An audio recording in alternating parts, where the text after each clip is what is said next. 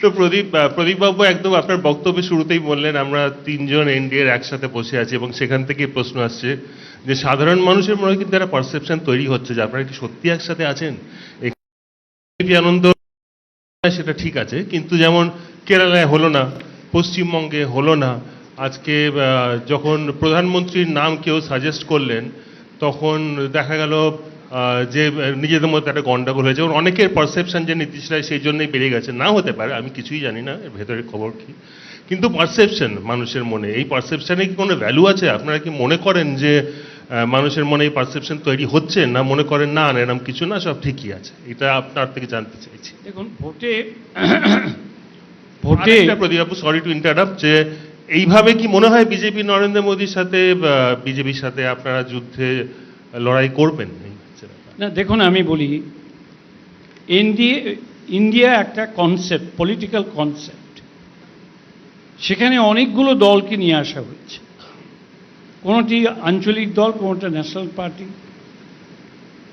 রাজনৈতিক চিন্তার দিক থেকে উভয়ের মধ্যে অনেক তফাৎ থাকতেও পারে। সেটাকে এক্ষুনি এমন কোনো ইঞ্জিনিয়ারিং সিস্টেম নেই যার মধ্যে দিয়ে এটাকে সিমেন্টিং করা যায়।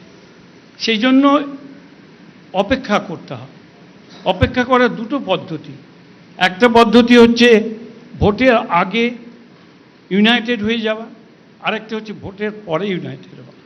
ইউপিএ গভর্নমেন্ট প্রথম যখন হয়েছিল, সোনিয়া গান্ধী খুব চেষ্টা করেছিলেন, জ্যোতিবাবুর কাছে গিয়েছিলেন, আরও অনেকের কাছে গিয়েছিলেন এবং করেও ছিলেন, কিন্তু তা সত্ত্বেও কয়েকটা স্টেটে হয়নি।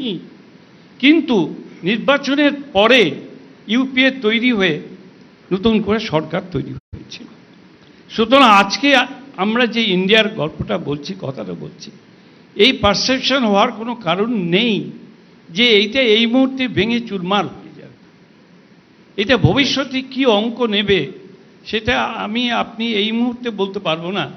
তবে আমার নিজের ধারণা যে সমস্ত রাজনৈতিক দল যারা বিভিন্ন স্টেটে আছে, তাদের নিজস্ব যে পরিধি এবং নিজস্ব যে চিন্তাধারা, সেইটাকে নিয়ে তারা যখন জিতে আসবে তখন নিশ্চয়ই একটা নতুন অঙ্কের সম্ভাবনা তৈরি হবে, এ ব্যাপারে কোনো সন্দেহ নেই।